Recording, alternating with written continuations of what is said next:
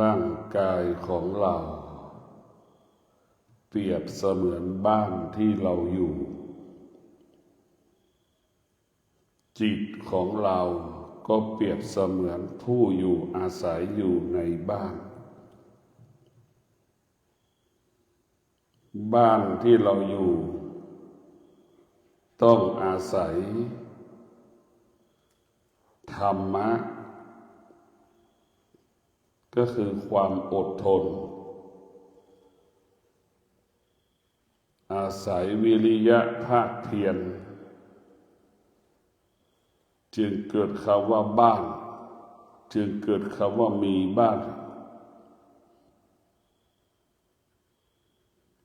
บ้านที่เราอยู่นั่น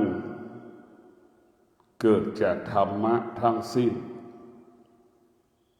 ถ้าเราไม่มีธรรมะเราจะไม่มีบ้านอยู่เมื่อเรามีธรรมะเราจึงมีบ้านเมื่อเรามีบ้านและมีธรรมะเราจะมีความสุขธรรมะก็คือความอดทนอดทนก็คือมีกิน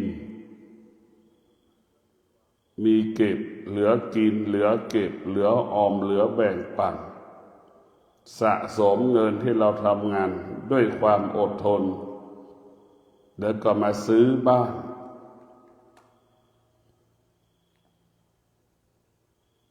เรามีธรรมะเราจึงใช้วิริยะภาคเพียรในการดำเนินชีวิตปฏิบัติหน้าที่ประกอบอาชีพจนได้เงินมาแล้วก็มาซื้อบ้านสร้างบ้านนี่แหละธรรมะคือความจริงของชีวิตเรามีบ้านอยู่ก็ด้วยธรรมะเราจะอยู่ในบ้านก็ต้องอาศัยธรรมะทุกอย่างเป็นธรรมะทั้งหมดที่ควบคุมชีวิตของเราบ้านที่เราอยู่จะมั่นคงก็ต้องมีธรรมะคนอยู่ก็ต้องมีธรรมะ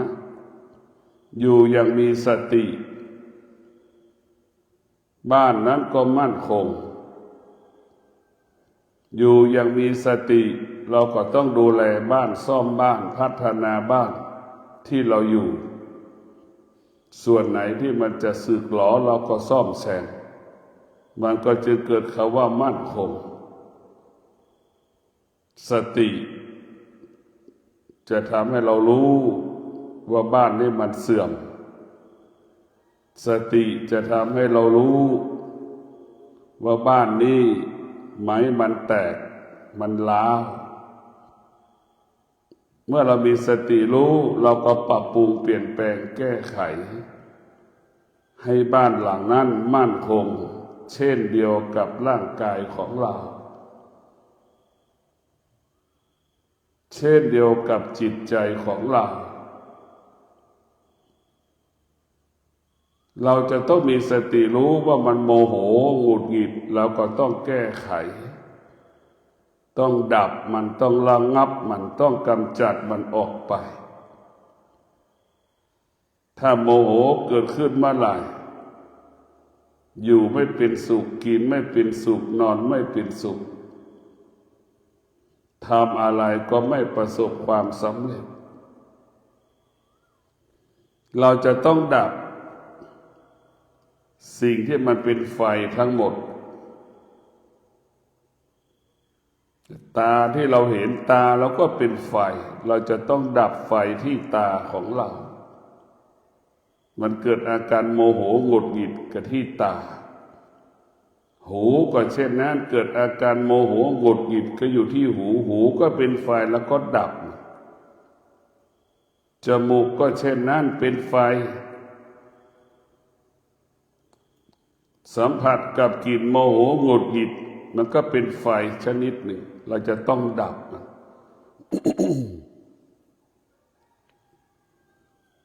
ลิ้นของเราก็เป็นไฟจะพอใจไม่พอใจโมโหหงุดหงิดในรสชาติอาหารต่างๆที่เราต้องดับ เรียกว่าเรามาเรียนรู้เรื่องอารมณ์มาเรียนรู้เรื่องอารมณ์ที่มันกระทบกับอายตนะหรือเรามาเรียนรู้ที่จิตมันหลงจิตที่มันหลงแล้วก็ไปยึดมั่นสิ่งที่มันหลงแล้วพยายามดูแล้วเราก็เอาจิตออกจากสิ่งที่เราหลงให้ได้จิตมันหลงไปยึดติดเหมือนเด็ก3 ขวบถือตุ๊กตาเก่าๆใช่ไหมมันไปยึดติดแล้วก็หลงคนส่วนมากก็เป็นเช่นนั้นเหมือนเด็ก3 ขวบ4 ขวบที่ถือตุ๊กตาเก่าๆค้ำค่าซื้อตุ๊กตาตัวใหม่ไปเปลี่ยนมันก็ไม่ยอมกับคนบางคนที่เราเตือนแล้วเตือนอีกมันก็ยังหลงอีกยังไม่ฟังยังไม่เปลี่ยนแปลงก็คงเป็นเช่นนั้นจิตที่มันหลงไอ้ตัวหลงนี่ก็ทำให้เราเสียหายเดือดร้อนประสบปัญหาต่างๆธรรมะของพระพุทธเจ้าเนี่ยให้เรารู้เรื่องอารมณ์แก้ไขเรื่องอารมณ์อารมณ์นี่มันเป็นธรรมชาติของมันเหมือนของเน่าของเหม็นเหมือนของหอมอารมณ์เป็นธรรมชาติเหมือนดอกไม้ที่มันยังไม่เน่ามันก็จะหอมมันก็สวยนั่นก็คือธรรมชาติเมื่อมันแก่เมื่อมีอายุมากเวลามันมีอายุมากแล้วดอกไม้ก็เหี่ยวเฉามันเน่าเหม็นก็คือธรรมชาติให้เรารู้มันแบบนี้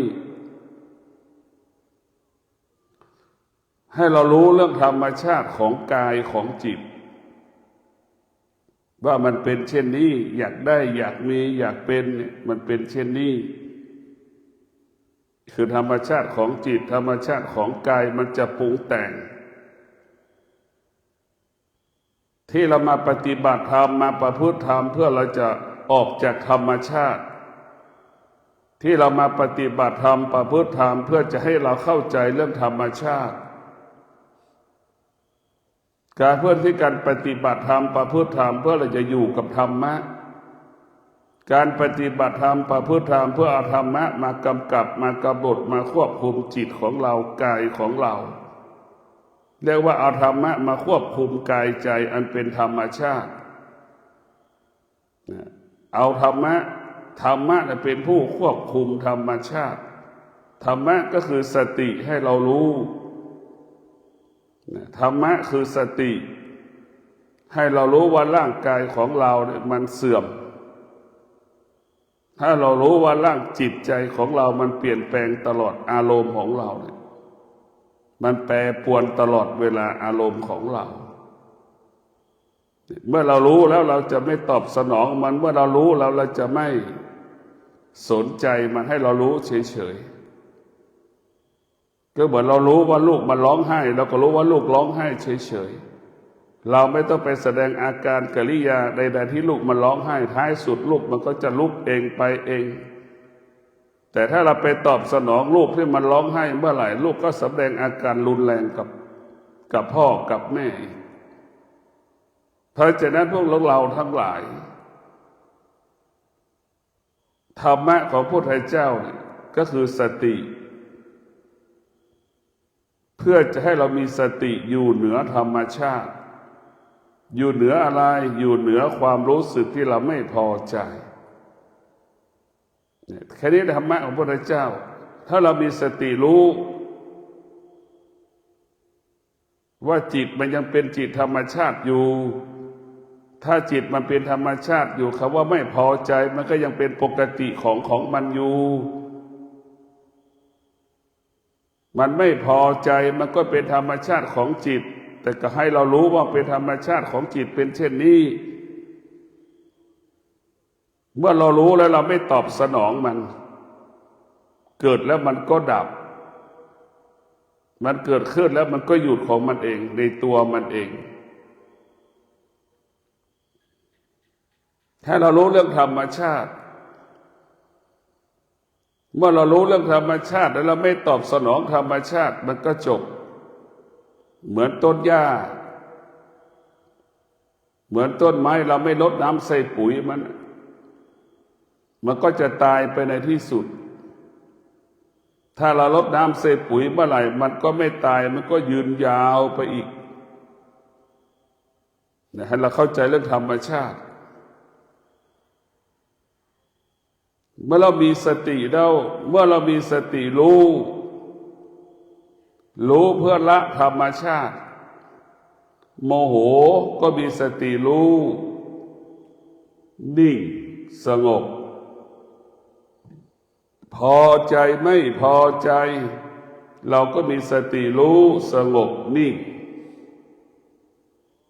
อยากได้อยากมีอยากเป็นสิ่งนั้นสิ่งนี้เราก็รู้เรามีสติสงบนิ่งทุกอย่างมันก็จะเสื่อมแล้วมันก็อ่อนแอไปในที่สุดเพราะเราไม่ตอบสนองมันเมื่ออาการสองสิ่งเนี่ยมันรวมกันเมื่อไหร่เมื่อจิตที่มันเป็นธรรมชาติแล้วก็จิตที่มันกายที่มันเป็นธรรมชาติมันก็จะไม่จบสิ้นถ้าจิตมีธรรมะกายมีธรรมะธรรมชาติมันก็จะหมดไปจากจิตจากกายเราธรรมะก็คงเปรียบเสมือนยาสีฟันนั่นแหละปากมันเหม็นเห็นไหมเราก็เอายาสีฟันมาถูล้างแปรงฟันทุกวันเห็นไหมธรรมะก็คงเปรียบเสมือนสบู่มาชำระกายทุกวันกายมันก็ไม่เหม็นนั่นแหละไอ้ตัวเหม็นตัวเหือดตัวใครคือเป็นธรรมชาติถ้าเราไม่ถูมันก็เหม็นอย่างนั้นแหละถ้าเราถูมันก็ออกไปนี่แหละธรรมะก็เพื่อกำจัดธรรมชาติให้เราอยู่เหนือธรรมชาติทุกวันนี้เอาธรรมชาติทั้งระบบมาควบคุมจิตใจเรานะเราไม่ได้เอาธรรมะมาควบคุมเราเอาธรรมชาติมาควบคุมกับชีวิตเราหมดตามใจมันทุกอย่างเหมือนผู้ปฏิบัติธรรมมาปฏิบัติธรรมเห็นไหมเราไม่ตามใจธรรมชาติเราคิดเป็นเรื่องของธรรมชาติแต่เราทำไม่ได้เห็นไหมไม่ได้ตามใจมันแต่ถ้าเราอยู่บ้านนะคิดไปเลยเพราะมันเป็นอิสระธรรมชาติมันต้องการอิสระแต่พอเรามาปฏิบัติธรรมธรรมะเป็นกฎเกณฑ์กติกาให้เราบังคับให้เราอยู่3 วัน 7 วันเห็นไหมเราถึงจะออกจากพื้นที่ที่เราอยู่นี่แหละคือธรรมะจะเป็นผู้ควบคุมธรรมชาติไม่ตามใจธรรมชาติไม่ตอบสนองธรรมชาติเพราะธรรมะกับธรรมชาติบางครั้งก็เป็นศัตรูกันมันต่อสู้กันเหมือนแม่กับลูกเห็นไหมต่อสู้กันอย่างนั้นแหละเถียงกันเป็นมันแหละไม่มีวันจบสิ้นนี่คือธรรมชาติมันต่อสู้กันเพราะนั้นเราปฏิบัติธรรมนี่คือทำลายธรรมชาติปฏิบัติธรรมเพื่อแก้ไขสิ่งที่เป็นธรรมชาติออกไปจากจิตจากใจของเราเมื่อเราแก้ไขธรรมชาติได้ธรรมชาติออกไปจากกายของเราออกไปจากจิตของเราธรรมะกลายเป็นผู้ควบคุมกายของเราธรรมะเป็นผู้ควบคุมจิตของเรากายของเราสงบใจของเราสงบเพราะธรรม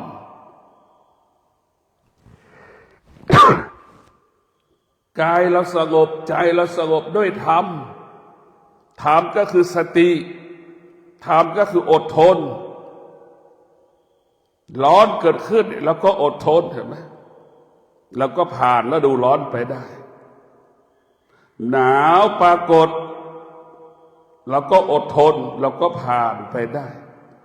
ฝนมันตกเราก็อดทนเราก็สอบผ่านไปได้ผ่านไปทุกฤดูกาลนั่นแหละคือธรรมะเราจะควบคุมกายเพราะเรารู้ว่าร้อนไม่เกิน3 เดือนเนี่ยธรรมะมันจะรู้แบบนี้มันก็จะบอกให้กายทนเอานี่แหละคือธรรมะจะรู้เรื่องธรรมชาติและธรรมะก็จะอยู่เหนือธรรมชาติถ้าตราบใดผู้ปฏิบัติธรรม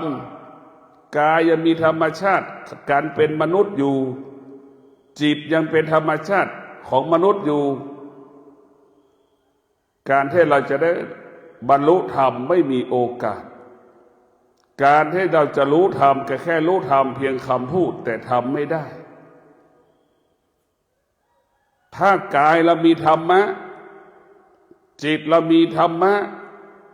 เอาธรรมะมาควบคุมกายเอาธรรมะมาควบคุมจิตกายเราอยู่ธรรมชาติจิตเราอยู่เหนือธรรมชาตินั่นแหละเราจะมีโอกาสเข้าถึงธรรมมีโอกาสเรียนรู้ธรรมมีโอกาสได้บรรลุธรรมเพราะธรรมชาติมันหมดไปจากจิตใจของเราเช่นพระสงฆ์บวชสภาวะจิตพระสงฆ์ก็ต้องหมดสภาพของการเป็นฆฤหัสถ์ถ้าพระสงฆ์บวชแล้วดวงจิตพระสงฆ์ยังมีฆฤหัสถ์อยู่ในหัวใจอยู่การบวชของพระสงฆ์รูปนั้นก็ไม่เกิดประโยชน์เป็นประโยชน์เพราะจิตสภาวะจิตสำนึกการเป็นฆฤหัสถ์ยังอยู่ในหัวใจเราเป็นพระแต่รูปแบบเฉยๆร่างกายเราเป็นพระจิตเราเป็นฆราวาสเราจะบรรลุธรรมเห็นธรรมไม่ได้รู้ธรรมเพียงคำพูดรู้ธรรมเพียงแค่คำพูดเหมือนเด็กพูดกับพ่อแม่นั่นแหละรู้ธรรมแบบนั้นแหละรู้ธรรมแต่เราเข้าไม่ถึงธรรมรู้ธรรมแต่ไม่เห็นธรรมพระสงฆ์จำนวนมากเพราะฉะนั้นเราก็ต้องละธรรมชาติการเป็นฆฤหัสถ์ออกจากร่างพระให้ได้เมื่อเราบวชแล้วการฆฤหัสถ์การเป็นฆฤหัสถ์การเป็นชาวบ้านออกจากจิตใจเราไปหมดนั่นแหละการเรียนรู้ธรรมก็ง่ายการปฏิบัติธรรมก็เกิดผลได้ง่ายเพราะนั้นการบวชแล้วก็คือปลดเปลื้องสิ่งที่เป็นธรรมชาติพระที่มาบวชแก่อายุมากเนี่ยถ้าจิตยังมีเรื่องฆฤหัสถ์ชาวบ้านอยู่เนี่ยไม่มีใครรู้เรารู้ของเราเองพระแต่รูปต้องรู้คนแต่ละคนก็รู้ว่าสภาวะจิตเราเป็นเรื่องของชาวบ้านหรือเป็นเรื่องของพระอันไหนมากกว่ากันเพราะจะได้ดวงจิตของชาวบ้านเนี่ยปากมันก็จะพูดเรื่องทำมาหากินนี่คือดวงจิตของชาวบ้านปากมันก็จะพูดเรื่องหามาหากินหูก็จะฟังเรื่องวิธีการทำมาหากินให้ง่ายให้สะดวกนี่คือชาวบ้านแต่ถ้าเป็นพระนี่ไม่ใช่ปากของพระก็ต้องแสวงหาสนทนาธรรมจะทำยังไงให้มันดับจะทำได้ให้มันละอย่าต้องไปพูดไปคุยไปสนทนาพ่อแม่ครูบาอาจารย์หูของพระสงฆ์ก็เช่นนั้นแหละก็ต้องไปฟังธรรมะเพื่อจะให้เกิดปัญญาเพื่อให้จะละธรรมชาติเพื่อเอาธรรมะไว้ที่เป็นที่กายที่ใจของเราเนี่ยเพราะจะตาหูจมูกลิ้นอายตนะของพระกับอายตนะของชาวบ้านการรับรู้เหมือนกันแต่เนื้อหาสาระในการรับรู้แตกต่างกันชาวบ้านต้องรับรู้เรื่องการประกอบอาชีพการดำรงชีวิตอันนั้นคือชาวบ้านแต่พระสงฆ์อายตนะของพระสงฆ์ต้องรู้เรื่องธรรมต้องรู้เรื่องธรรมเท่านั้นปากก็พูดเรื่องธรรมตาก็มองสิ่งต่างๆให้มันเป็นธรรมหูก็ได้ยินเสียงแต่เสียงธรรมยึดมั่นเสียงธรรมยึดมั่นเอาธรรมมาเป็นสาระเราจะต้องยึดแบบนี้เราจะต้องรู้หน้าที่ของตาเราจะไม่ยึดติดในรูปอันนี้ก็คือหน้าที่ของพระผู้ที่ปฏิบัติจะเป็นแบบนี้หูเราจะไม่ยึดติดในเสียงหน้าที่ของพระแต่ชาวบ้านก็เรื่องธรรมดาของชาวบ้านมันเป็นเรื่องปกติของเขาแต่พระสงฆ์ต้องเป็นเช่นนี้จมูกเราก็ไม่ยึดติดในกินในการกินอาหารลิ้นเราก็ไม่ยึดติดในรสชาติของอาหารเข้าใจว่ากินแค่อิ่มนอนแค่หลับมีชีวิตอยู่ได้โดยการปฏิบัติธรรมประพฤติธรรมเท่านั้นนี่คือวิถีคิดของพระผู้ที่ปฏิบัติจะเป็นเช่นนี้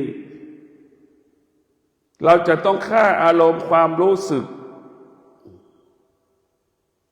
ฆ่าอารมณ์ความรู้สึกอันเป็นกิเลสทั้งสิ้นถ้าจิตมันเกิดกิเลสตัณหาราคะเมื่อไหร่พระบรรลุจะไม่ฉันข้าวมือนั้นจะไม่ฉันข้าวจะต้องฆ่าทำลายกิเลสตัณหาราคะที่มันเกิดขึ้นในจิตใจนั้นได้นี่ก็คือสติที่จะแก้ไขอารมณ์จะแก้ไขสิ่งที่เป็นธรรมชาติจะทำลายธรรมชาติจะเอาธรรมชาติไปเผามันเนี่ยราคะเกิดขึ้นเมื่อไหร่พระบางรูปจะไม่กินข้าวมื้อนั้นไม่กินข้าวไม่ฉันข้าวจะกินแต่น้ำเดินจงกรมนี่ฆ่าราคะฆ่าความอยากที่มันเกิดขึ้นนี่คือมีสติเพราะฉะนั้นตัวรู้ของพระพุทธเจ้ารู้ของพระสงฆ์ก็คือรู้เพื่อปรับปรุงเปลี่ยนแปลงจากฆฤหัสถ์มาเป็นนักบวชรู้เรื่องธรรมะจากนักบวชให้เป็นผู้บรรลุธรรมเห็นธรรมอีกนะนี่แหละคือรู้ขึ้นยิ่งไปเรื่อยๆมารู้เรื่องนี้ไม่มีต้องรู้เรื่องอื่นอย่างชาวบ้านเนี่ยมาคลายทุกข์ชาวบ้านมาปฏิบัติธรรมเพื่อมาคลายทุกข์ท่านจะมีภาระที่จะต้องดูแลพ่อแม่ธรรมชาติอยู่ชาวบ้านมาปฏิบัติธรรมคือให้อยู่กับธรรมชาติให้ได้ให้รู้เป็นเรื่องว่าให้รู้สิ่งที่เราเกิดจากธรรมชาติให้เรารู้ให้เราอยู่กับสิ่งที่เราเกิดกับธรรมชาติให้ได้เช่นเรามีแม่เป็นผู้ให้กำเนิดเราแล้วเราก็เกิดจากท้องแม่เราจะต้องดูแลแม่อย่างเงี้ยแม่แก่อันนี้คือธรรมชาติอันนี้คือเป็นธรรมชาติของมนุษย์จะเป็นเช่นนี้เราเกิดจากธรรมชาติให้เราเข้าใจเรื่องธรรมชาติให้เราอยู่กับธรรมชาติอันนี้คือชาวบ้านแต่ตรงข้ามกับพระจะต้องทำลายธรรมชาติทั้งระบบจะต้องแก้ไขธรรมชาติทั้งระบบเราจะต้องแก้ไขธรรมชาติของพระก็คงเหมือนหญ้าเห็นไหมหญ้าที่ชาวไร่ชาวนาจะถางหญ้านะพระจะต้องเป็นเช่นนั้นพระจะต้องมีสติพระจะต้องมีความอดทนจะต้องมีวิริยะภาคเพียรเหมือนชาวสวนจะทำสวนปลูกพืชผักสวนครัวจะต้องเอาจอบมาถางหญ้าให้หมดสิ้นให้เหลือแต่แผ่นดินหญ้าก็คือธรรมชาติเห็นไหมอะไรที่เป็นธรรมชาติความโลภความโกรธความหลงเนี่ยเราต้องถอนออกให้หมดอยากได้อยากมีอยากเป็นเราต้องถอนให้หมดความอยากสารพัดความอยากเอาออกถอนให้หมดเดี๋ยวเราต้องถอนให้หมดเหมือนเราถอนหญ้าเหมือนเราถางหญ้าเราจะต้องถอนให้หมดถ้าเราไม่ถอนมันก็จะรกลุกลังการปฏิบัติธรรมประพฤติธรรมแล้วก็ไม่เกิดผลการปฏิบัติธรรมประพฤติธรรมแล้วก็ไม่สำเร็จเราต้องถอนให้หมดเราต้องมีสติถอนธรรมชาติที่เราทุกข์ทรมานลำบากกับเพราะธรรมชาติธรรมชาติก็คือคุกที่ขังเราไว้ทุกวันนี่สำหรับพระนะพระธรรมชาติคือเป็นคุกที่ขังพระไว้อยู่เพื่อไม่ให้ไปสู่โลกุตระกับเพราะธรรมชาติเป็นคุกขังไว้อยู่ธรรมชาติก็เปรียบเสมือนเชือกที่มัดแข้งขาพระสงฆ์ไว้อยู่ไม่ให้ไปไหนไม่ได้เราต้องปลดปล่อยใครผูกเราผูกตัวเราเองแล้วก็แก้เท้าเราเองไม่มีใครผูกให้เราตัวเราผูกตัวเราเองเราก็ต้องแก้ได้ตัวเราเองถ้าเราแก้ไม่ได้เราก็ตกอยู่ใต้อำนาจของกิเลสตัณหาราคะนั่นคือธรรมชาติถ้าเราแก้ไม่ได้ก็ตกอยู่ใต้อำนาจความโลภความโกรธความหลงนี่คือธรรมชาติหากเราแก้เชือกออกจากขาได้เมื่อไหร่แข้งที่เรามัดแข้งเมื่อไหร่เราก็จะหลุดจากธรรมชาติเป็นอิสระไปสู่โลกุตระธรรมได้เดินเข้าไปสู่เส้นทางของธรรมะง่ายสะดวกได้เพราะฉะนั้นธรรมะเนี่ยมันจะคือเป้าหมายของพระสงฆ์ที่บวชเราต้องให้ดับทุกข์ให้ได้ แต่ชาวบ้านคลายทุกข์แต่เราต้องดับทุกข์ชาวบ้านจะดับทุกข์ในปัญหาโลกแตกเพราะเขามีภาระมันเป็นธรรมะมันเยอะมากมันลำบากมากเพราะนั้นชาวบ้านจะแค่คลายทุกข์ผ่อนทุกข์ที่มาอยู่วัดเฉยๆให้คลายทุกข์ให้เห็นทุกข์ให้รู้เฉยๆแต่เราไม่ได้ในฐานะผู้นักบวชทั้งหลายผู้พระสงฆ์ทั้งหลายมันต้องดับทุกข์ให้ได้ดับธรรมชาติให้หมดเราจะเห็นได้หลวงปู่ทองวัดพระธาตุศรีจอมทองนี่ธรรมชาติไม่มีเลยไม่เคยสำแดงอาการใดๆที่พอใจไม่พอใจสงบนิ่งต่อการเป็นธรรมชาติของมนุษย์ทุกอย่างผู้ที่ปฏิบัติธรรมประพฤติธรรมจะต้องอยู่เหนือธรรมชาติทั้งสิ้นใครจะด่าใครจะว่าใครจะยกย่องใครจะสรรเสริญไม่มีค่าไม่มีความหมายนี่อยู่เหนือธรรมชาติไม่มีความหมายใครจะด่าใครจะว่าใครจะยกย่องใครจะสรรเสริญไม่มีค่าไม่มีความหมายใดๆทั้งสิ้นนี่แหละคือการปฏิบัติธรรมเราคือให้อยู่เหนือธรรมชาติอยู่เหนือธรรมชาติให้อยู่เหนือความเจ็บปวดที่มันปรากฏดังพ่อแม่ครูบาอาจารย์เกิดอาการเจ็บป่วยมีสติรู้ว่าเจ็บป่วยก็จะอดทนอดกลั้นอยู่กับความเจ็บป่วยอยู่กับความร่างกายที่มันเจ็บปวดพ่อแม่ครูบาอาจารย์ก็ทนต่อสภาพความเจ็บปวดก็ยังนั่งรับแขกเป็นปกติ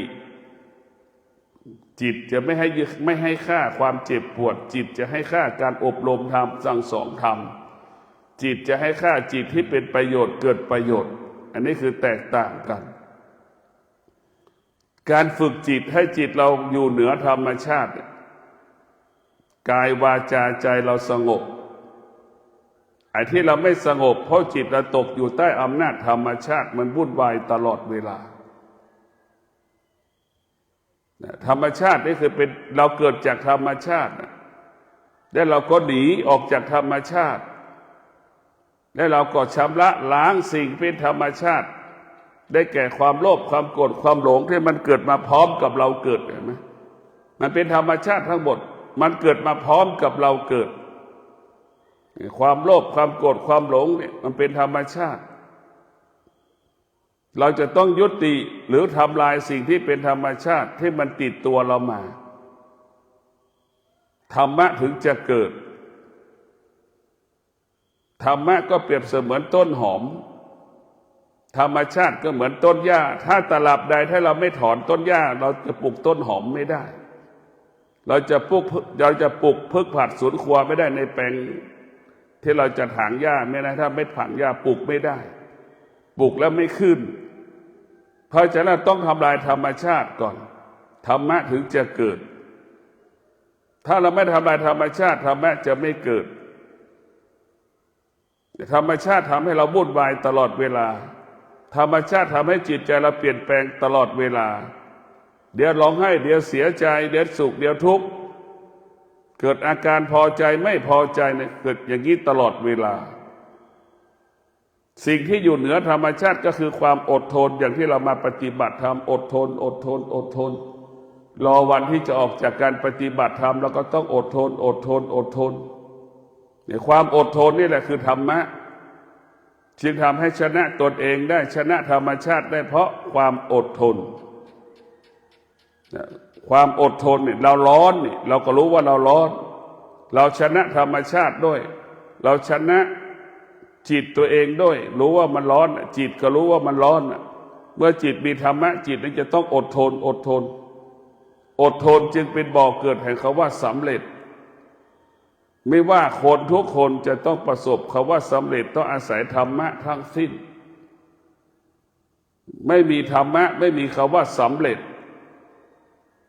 ธรรมะเท่านั้นจึงทำให้เรามีคำว่าสำเร็จดังพ่อแม่จำนวนมากประสบความสำเร็จในการเลี้ยงลูกก็เพราะธรรมะก็คือความอดทนจึงทำให้ลูกได้มีข้าวกินทุกมื้อ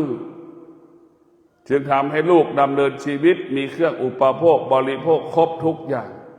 นั่นแหละคือความอดทนพ่อแม่ครูบาอาจารย์ได้บรรลุธรรมเห็นธรรมก็เพราะความอดทนนี่แหละเราได้ฟังธรรมพ่อแม่ครูบาอาจารย์เอามาสอนเราก็เพราะความอดทนนี่แหละธรรมะคืออาภรณ์ของนักพจน์นักบวชพ่อแม่ครูบาอาจารย์เรามีความอดทนอดกลั้นดังผู้ที่ขุดเพชรขุดพลอยนั่นแหละมีความอดทนแบบนั้นพ่อแม่ครูบาอาจารย์ก็เหมือนช่างเจรไนเพชรเจรไนพลอยนั่นแหละจึงทำให้เพชรพลอยนั้นเกิดความงดงามคนที่ฟังธรรมะจิตใจงดงามได้ก็ต้องอดทนเหมือนพ่อแม่ครูบาอาจารย์เช่นเดียวกันเหมือนช่างเจรไนเพชรพลอยนั่นแหละคือความอดทนธรรมะอยู่ในร่างกายของเราอย่างที่บอกธรรมะอยู่ในร่างกายของเราหมดทุกอย่างมันไม่ได้อยู่นอกกายธรรมชาติก็อยู่ในกายเราหมดนี่ธรรมชาติก็เกิดจากไหนเกิดจากตาเนี่ยตาก็เป็นธรรมชาติการรับรู้ของตาเป็นธรรมชาติชาวบ้านถือว่าเป็นธรรมชาติแต่ถ้าพระนี่ต้องผิดธรรมชาติจะรับรู้เรื่องธรรมเท่านั้นมองทุกอย่างให้มันเป็นธรรมมองทุกอย่างให้มันเป็นธรรมมองทุกอย่างให้เป็นธรรมได้ยิน